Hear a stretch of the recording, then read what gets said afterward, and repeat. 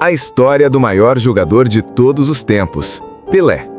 Edson Arantes do Nascimento nasceu em 1940, em Três Corações, Minas Gerais, sem imaginar que se tornaria o maior jogador de futebol de todos os tempos. Sua família era humilde e vivia com dificuldades, mas o futebol já fazia parte da vida da casa. O pai de Pelé, conhecido como Dondinho, também era jogador. Ele foi sua primeira inspiração e sempre contava histórias de suas partidas, acendendo no garoto o sonho de ser um grande jogador. Pelé cresceu brincando nas ruas com bolas improvisadas, feitas de meias e jornais. Ele treinava descalço, mas sua habilidade chamava a atenção desde cedo. Ainda criança, Pelé trabalhou como engraxate para ajudar nas despesas da família. Mesmo assim, o futebol era sua prioridade emocional. Era dentro do campo que ele encontrava sua verdadeira felicidade. Aos 10 anos, Pelé já era conhecido no bairro como um menino diferente. A forma como ele driblava deixava até os adultos impressionados. Seu primeiro time organizado foi o do bairro de Bauru, onde ele morava. Foi ali que ele começou a entender táticas, posições e a desenvolver sua criatividade. O técnico Valdemar de Brito, ex-jogador da seleção brasileira, descobriu Pelé nessa época. Ele ficou tão impressionado que disse: "Esse menino vai ser o melhor do mundo." Valdemar levou Pelé ao Santos Futebol Clube em 1956. O garoto tinha apenas 15 anos e já demonstrava maturidade e talento de gente grande. No Santos, Pelé estreou como profissional ainda muito jovem e logo marcou seu primeiro gol, iniciando uma trajetória que mudaria para sempre o futebol mundial. Em 1957, aos 17 anos, foi convocado pela primeira vez para a seleção brasileira. Era o início de uma relação histórica entre um jogador e seu país. A Copa do Mundo de 1958 ainda é lembrada como a edição em que um jovem de 17 anos encantou o mundo.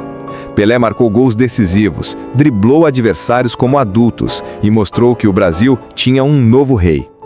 O gol de cobertura contra o país de Gales, o chapéu e voleio na semifinal contra a França e os 2 gols na final contra a Suécia são momentos eternos na memória do futebol. Depois daquela Copa, Pelé se tornou um fenômeno mundial. Clubes europeus tentaram contratá-lo, mas o governo brasileiro o declarou Tesouro Nacional, impedindo sua saída. Nos anos 60, o Santos de Pelé viveu seu auge. Conquistou a Libertadores, o Mundial, vários campeonatos paulistas e torneios pelo mundo inteiro. O time era tão forte que realizava excursões internacionais.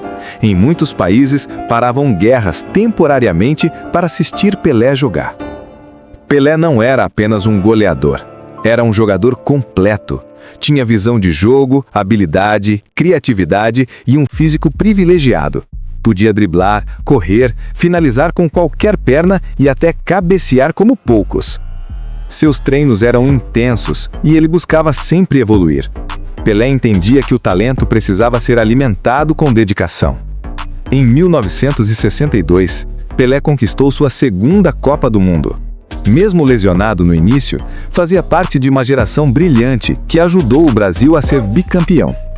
Em 1970, no México, Pelé brilhou como nunca. A seleção brasileira encantou o mundo, jogando o futebol considerado até hoje o mais bonito da história.